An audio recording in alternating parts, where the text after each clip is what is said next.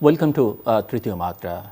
After Bangladesh owned independence in 1971, the Liberation War, the Kingdom of the Netherlands was one of the first countries to recognize Bangladesh as a nation and set up diplomatic tie.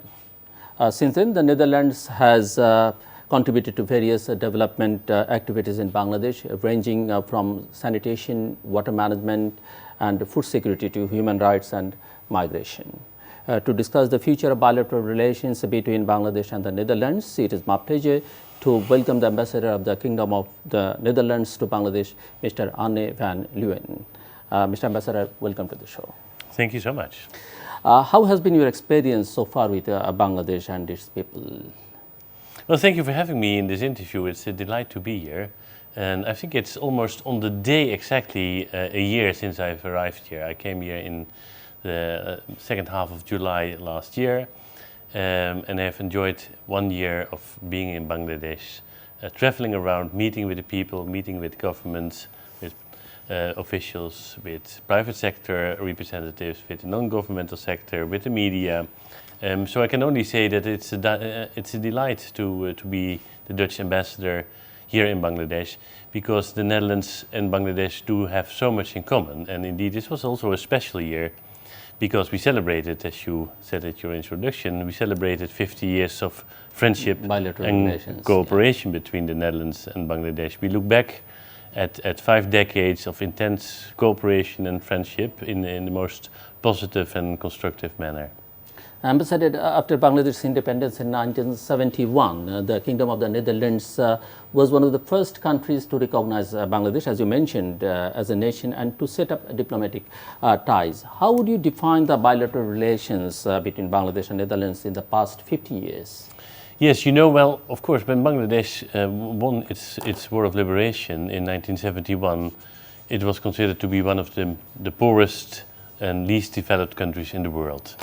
And when you look back at the 5 decades ever since, it is amazing, it's incredible what has been achieved in Bangladesh, from one of those very poor countries to a country that is now on the brink of graduation to a middle-income country. It's amazing, and I often explain to my friends in the Netherlands when they ask me about Bangladesh, is the most stunning figure that I can give them is that the population of Bangladesh in those 50 years grew from 70 million people in 71 to 170 million now 50 years later. So you added 100 million people to your population and were able to have a per capita growth of the economy every year, and often in double digits. So you have had an amazing, unparalleled economic growth in those 50 years, which is only to be attributed to the people of Bangladesh, who are so entrepreneurial and hardworking and energetic.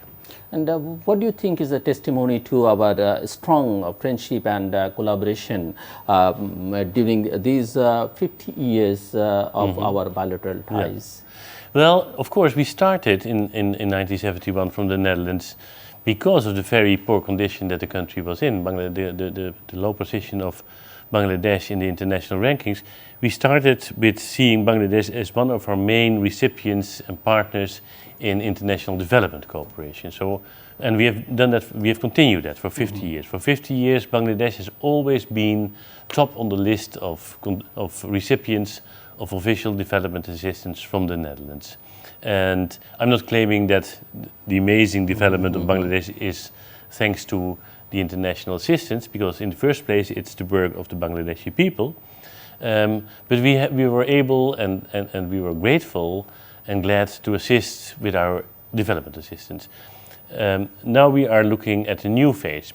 Just because of the great success of Bangladesh in economic sense, we are feeling that there is less need for this international development assistance, this official development assistance, and we are going to make a transition to a more balanced relationship in which knowledge exchange and economic cooperation, trade and investments is more at the core. So we're making this in one-liner a shift from aid to trade in our cooperation. Ambassador, as you know that a common tie between Netherlands and Bangladesh is the kind of geography of the two nations. Both our nations are situated in a delta. Do you think this geographical similarity translates to common real-world experiences among the two peoples? That's absolutely true. You know, when I'm flying over Bangladesh or driving on the roads in Bangladesh, I often feel so much at home, and I often recognize so much because the similarities between the two countries are amazing. Bangladesh and the Netherlands, we are both very flat, low-lying countries, very green, with lots of water. Sometimes you don't know whether there is an island in the water or there is a canal in the land. It goes continuously, water and land. And then we have the delta component. Wide rivers coming from the mountains. In the Netherlands, they're coming from the Alps. In Switzerland, in Bangladesh, partly from the Himalaya. And they all come to the low-lying lands that we occupy. The Netherlands is also known as the Low Countries. The same could be said for Bangladesh. It's also the Low Countries. So we recognize each other in that, in the geographical sense, but also in the way that you, for centuries, for generations and generations, were aware of the fact that water can be a friend and can be a foe. It is a main contributor, of course, to the great richness and the great potential in agriculture for Bangladesh as it is in the Netherlands, because it contributes with all kinds of nutritions.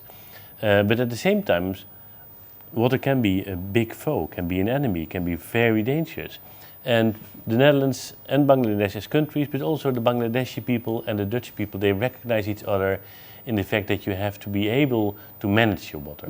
And in the Netherlands, I can claim without boasting, we are the best in the world in water management, combining that with agriculture and climate change adaptation right now. So those things, we recognize each other that we need to work on it, and we recognize each other as partners where we can find each other and learn from each other. As you know that Bangladesh is currently working on its Delta Plan. It has undertaken a 4-year project to support and follow up implementation of the Delta Plan with the assistance of the government of the Netherlands. Where the primary focus of Bangladesh and the Netherlands is on river management, what are your thoughts on this strategic collaboration between the Netherlands and Bangladesh? Yeah, well, the Bangladesh Delta Plan 2100, the name in itself says it all, is a very long-term strategy which looks forward to even the end of the century, so another 80 years. So it's a big visionary plan, very important, adopted by the Honorable Prime Minister in 2018. It's a lot of volumes, very big documents and books, very important and very well put. And we were grateful and glad to be able to contribute to the formulation of the plan. It's a Bangladesh plan, but we had our assistance there. We were happy to contribute. Now the next challenge we feel is that how can you make the next step from having a plan with all kinds of priorities and programs to real implementation? How are you going to be effective? How are you going to really put the hands on the plow, so to speak, and implement all the programs that are there? That's a very important next phase. It's not so much as about do we identify the needs that should be done and tackled, but it's more important now to discuss who is going to do what and when and where. And that's very practical.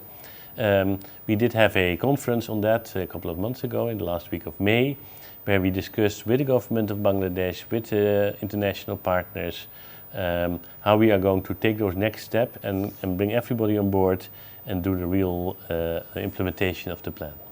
Mr. Arne, you have seen the ongoing situation of how Bangladesh is suffering from devastating floods. How much do you think Bangladesh river or water management system is responsible for this situation? Do you believe the Delta Plan will have measures to deter such flooding in the future, or is this just inevitable due to climate change? Well, you know, of course, the Delta Plan in the Netherlands and the Delta Plan in Bangladesh is, of course, a plan for adaptation. It's real climate change adaptation. Even before we knew the word climate change adaptation, our Delta Plan in the Netherlands, which is about almost a century old now, is an adaptation plan. The same goes for the Bangladesh Delta Plan. It's an adaptation plan. What we have learned in the Netherlands during centuries is that you sometimes cannot, let's say, fight the water. You have to work with the water. I mean, if you try to stop the water will win, because it's a force of nature that nobody can control. So you have to build with nature. In the Netherlands, we have a concept which is called room for the river, which means that sometimes you cannot claim that you can control the river by building even higher dikes every time, but sometimes you give it some space. That's a very important lesson for Bangladesh, and it's in the Delta Plan, which is a very, very important instrument, a strategy, and long-term vision for indeed adapting to climate change and see to it that the effects of climate change are less disastrous than they used to be. Ambassador, the Food and Nutrition Security Program by the Netherlands and Bangladesh is stated to be phased out by 2022. Do you think Bangladesh has achieved a degree and self-sustainability when it comes on food and nutrition security in the last 50 years, or do you think there is still a lot to be done? Bangladesh has made enormous steps in its productivity in agriculture. It's amazing how it's getting to self-sufficiency in its food production. It's made big steps in the last couple of decades.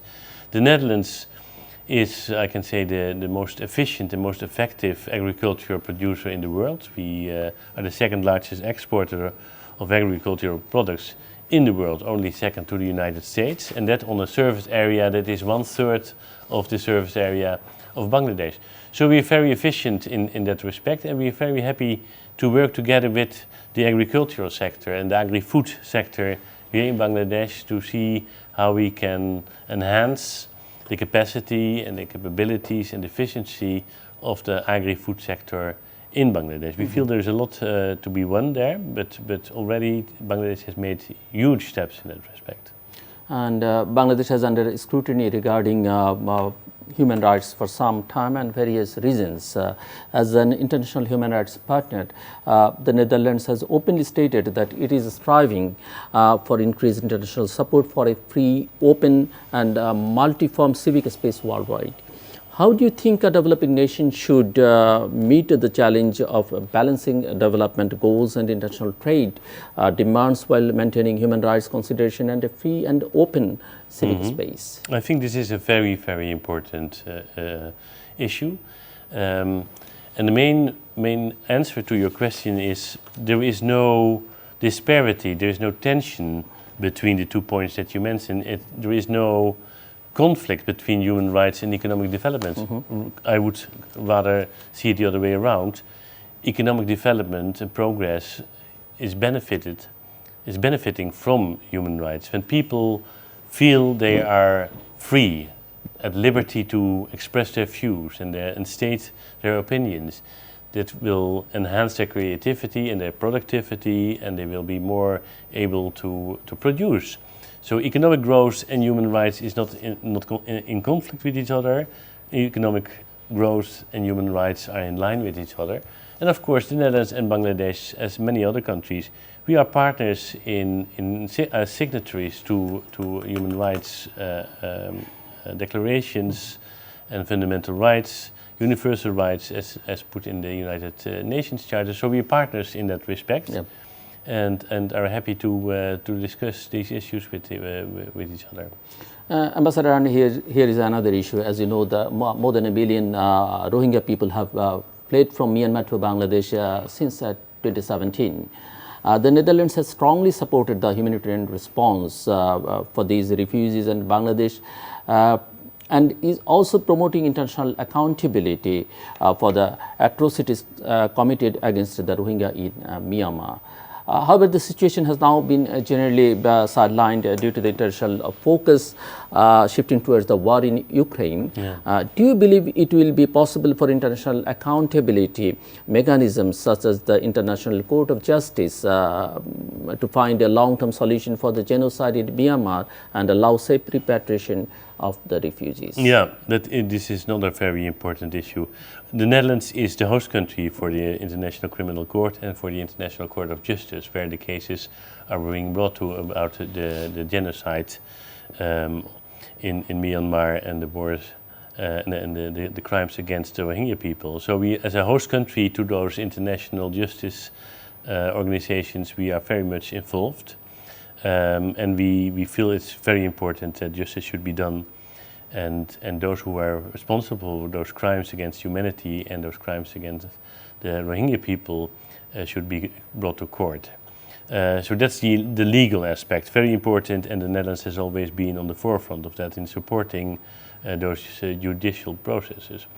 As far as the humanitarian aspect is concerned, the Netherlands is one of the main core contributors to UNHCR as the international organization that takes care of the refugee issues.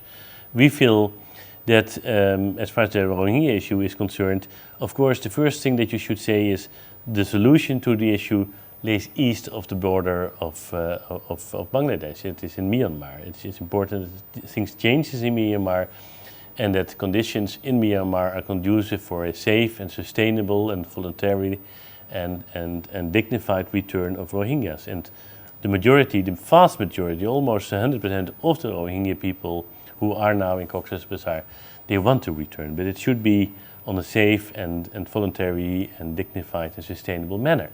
And again, the solution to that lies in Myanmar. Things should change there.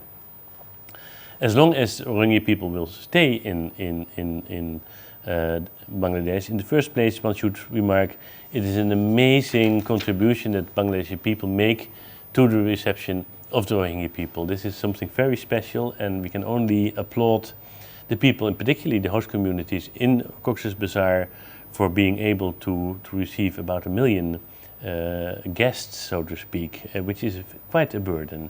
And we understand that. So in our assistance, we take care of the fact that we do not only assist the refugees, but also the host community, because it's important to recognize their fate as well. As far as the Rohingya refugees are concerned, I feel it's important that there is attention for, let's say, livelihood and education, because they are here to stay for some time. It will not be tomorrow that they can return in the conditions that are put for their return. And I think the most catchy phrase that I heard from a Rohingya representative when I was in Cox's Bazar was, he said, you know, I hope that I can return as soon as possible. When it will be the case, we will happily go. The only thing, I mean, I cannot bring anything with me when I return to Rakhine, to Myanmar. The only thing that I can bring is knowledge that I can get. So please help me in education and in livelihood skills. So that's a very important thing, because then you prepare people to return indeed in a dignified and sustainable manner. Mr. Ambassador, foreign direct investment from the Netherlands has always been prominent in Bangladesh. Recently, we have seen an increase in FDI from the Netherlands, which overtook China in terms of FDI in 2021. In your opinion, what might be the reason for this rise in investment? That would be the foreign direct investment in the Netherlands, you mean? Yeah, well, that is always, you know, statistics can be a tricky one, and it is not always easy to compare different figures. But indeed, the Netherlands, of course, is a very open economy. We have the biggest port in the world, or the biggest port in Europe, I should say, in Rotterdam. So there's a lot of investment coming on that side, involved with our connectivity to the whole world. As far as foreign direct investment in Bangladesh is concerned, we have it as our aim to increase the Dutch foreign direct investment in Bangladesh. We feel it's important to to do so. It contributes to the development of the economy, and as I said, we are in this transition from aid to trade. So we are going to get in close collaboration with my friend, the ambassador of Bangladesh in The Hague, who has exactly the same agenda as I have here, to try and attract as much as we can the Dutch entrepreneurs to come to Bangladesh and to invest here in the economy of Bangladesh. And Bangladesh is one of the lowest FDI inflow rates among the countries in Asia. What do you think are the significant constraints that are driving away foreign investors from Bangladesh's economy, and what can Bangladesh do to remedy that? Yeah, there is of course an aspect here also about image. When I speak to international entrepreneurs from the Netherlands, but also from other countries, the first piece of homework that they do when they are thinking about international investment abroad of in our case the Netherlands, they do their homework. So they check what's the position of this country on an ease of doing business index, on a corruption perception index, on a lot of those kind of criteria that international business people are investigating before they come and invest. And whether you like it or not, and whether you criticize maybe the mechanisms and the techniques behind those different indexes and criteria, Bangladesh still is very low on many of those indexes. So this is also an image issue. So I think it's important that Bangladesh takes this seriously and is looking at the business climate, at the ease of doing business here, and sees to it that its image is better and the practice is better as well, because there is huge potential, of course, for direct foreign investment here in Bangladesh. And I can only hope, and in that sense, I'm also the ambassador of Bangladesh to the Netherlands, that people come to Bangladesh and see how much there can be done and how good business can be here. Great.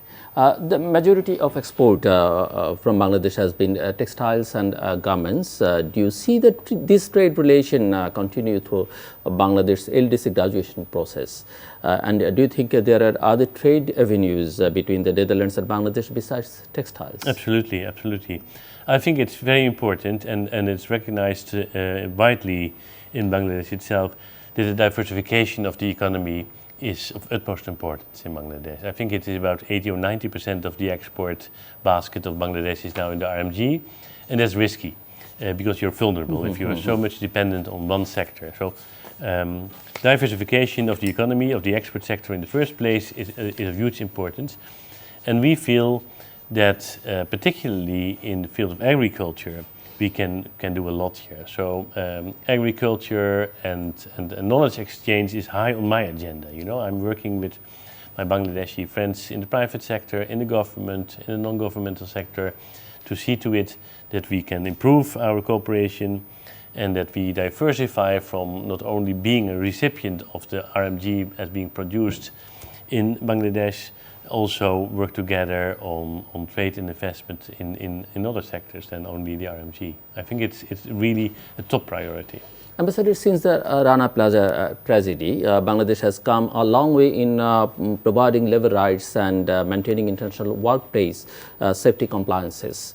The labor force in the RMG sector is in many ways the lifeblood of Bangladesh's economy. However, we see an alarming rise in income inequality occurring in Bangladesh that is not really being addressed at the moment. Do you believe that development at the expense of poor working people is a sustainable model of economic growth? Well, the short answer to your question, of course, is no, that is not a sustainable product growth. But the more elaborate answer would be, in the first place, to recognize how much has been done in Bangladesh since the Rana Plaza incident and the disaster. We have been very much involved in that. And a previous minister from the Netherlands on Development Cooperation, Mr. Ploemen, has been very instrumental in asking attention for labor conditions in the RMG factories. And it's incredible how much has been achieved and how the safety conditions in the factories have improved in the last couple of years.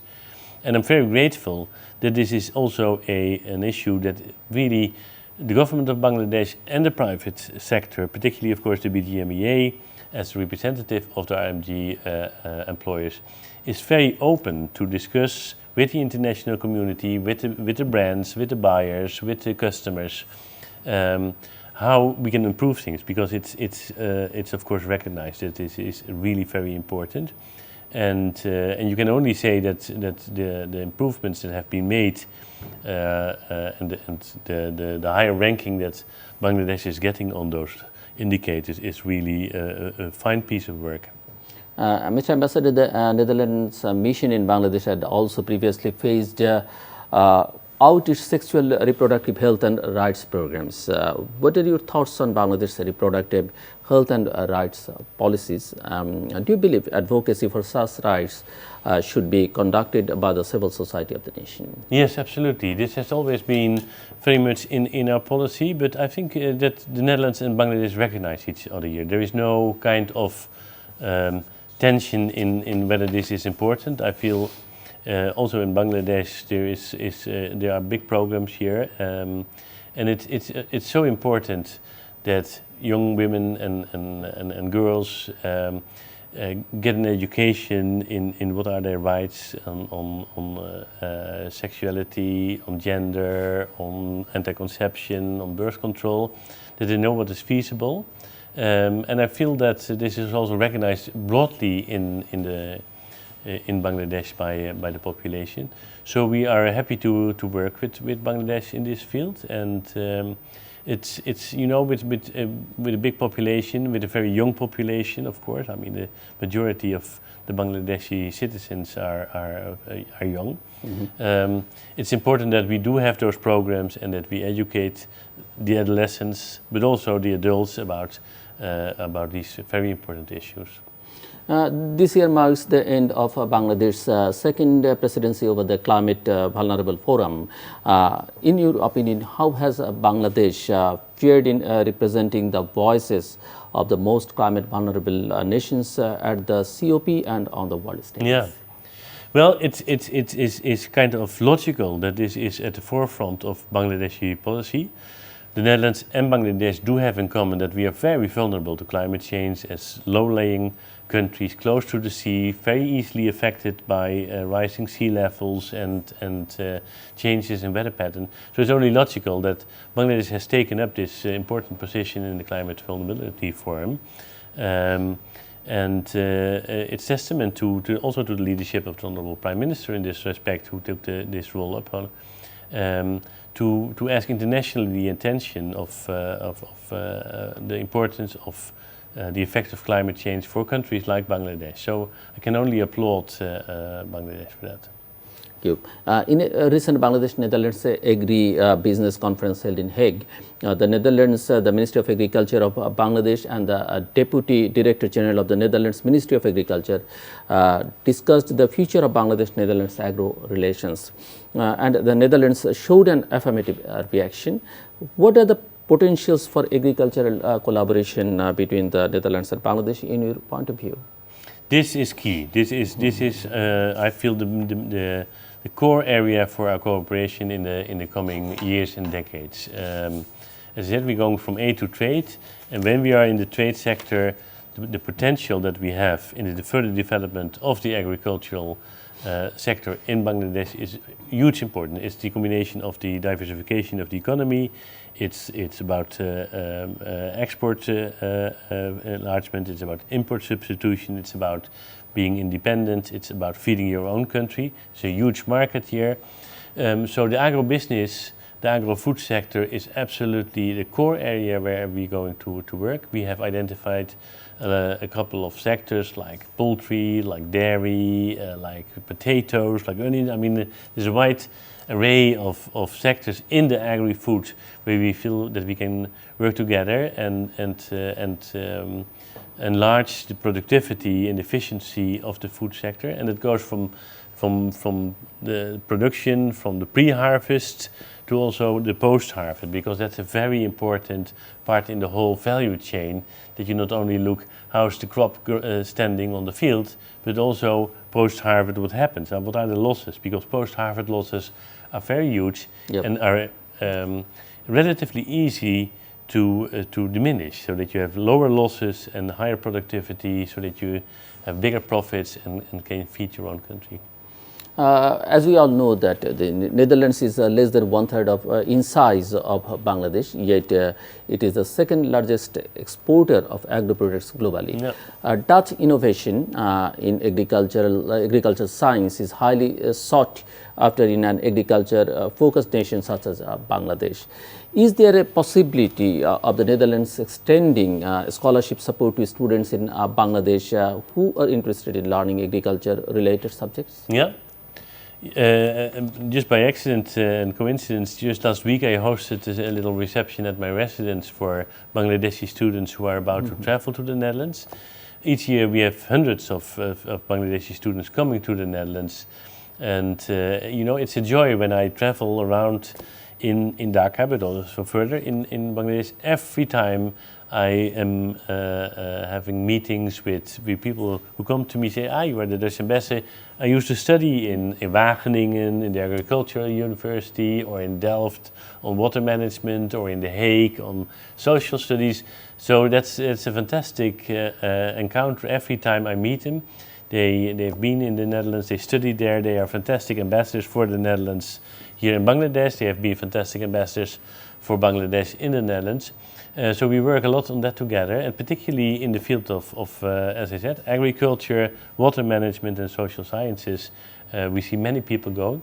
So viewers who are interested in coming to the Netherlands and go to university, please go on the internet and find some more info on the websites of those universities, and you're always welcome to contact my embassy as well and see how we can work together, because I feel the exchange of youth and students bilaterally, youth coming to Bangladesh from the Netherlands and young Bangladeshi students going to universities in the Netherlands is fantastic and only builds on the friendship between our two nations. With Bangladesh set to graduate from LDC status, how do you see the future of bilateral relations between the Netherlands and Bangladesh?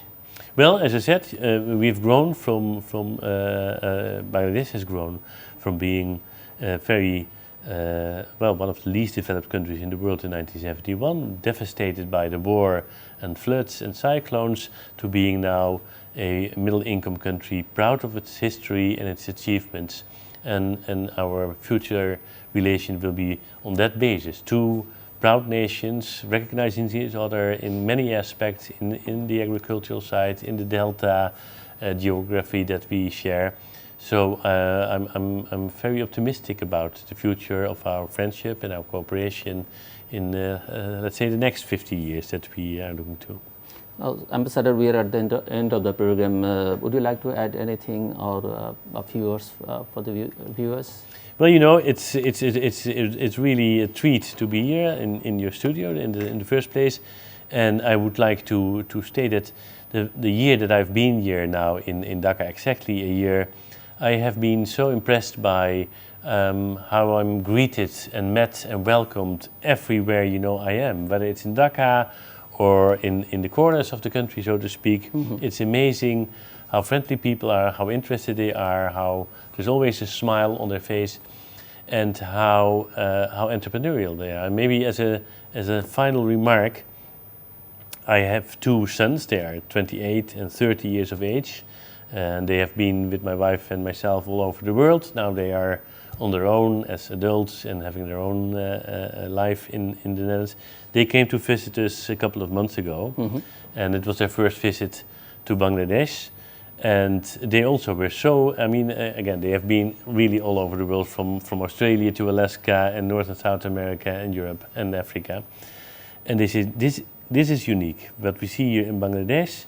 And their one-liner, maybe that's a concluding remark, was in Bangladesh, they said, what's so remarkable is everybody is all the time going somewhere to do something. And I think that's the best one-liner about what Bangladesh is all about. Every time people are going to work to be energetic and to create value. And that's a testament to the people of Bangladesh, who are the only explanation of this amazing growth and prosperity that has been achieved in 50 years. Indeed, great words. Thank you so much, Ambassador Anne van Leeuwen. Indeed, the discussion with you was fascinating. Thank you so much for having me. The friendship between Bangladesh and Netherlands has only continued to grow stronger since diplomatic ties first began. Now bilateral relations are shifting from an aid-based framework to a trade-based one, as Ambassador said. As Bangladesh graduates from LDC status and the Delta Plan comes into fruition, we hope that our development partner and fellow Delta nation will continue to provide their technical experience and expertise. Through mutual cooperation, it is my hope that relations between the Netherlands and Bangladesh will become even stronger. Dear viewers, thank you for joining us. Good day and good luck.